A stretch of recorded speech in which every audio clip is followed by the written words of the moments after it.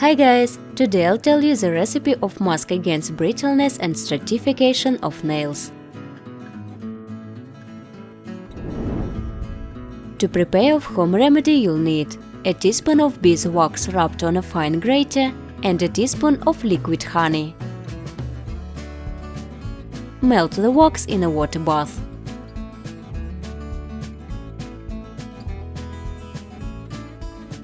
Add honey and mix well.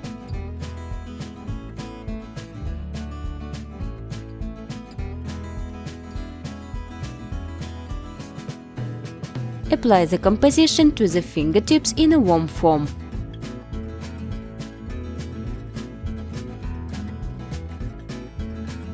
When the wax hardens, put on cosmetic gloves on your hands and leave the mask for 2–3 hours. To obtain the desired result, the procedure should be carried out 2 times a week. These components moisturize and nourish the nail plate. With regular use of these tools, the nails are no longer stratified and become healthy.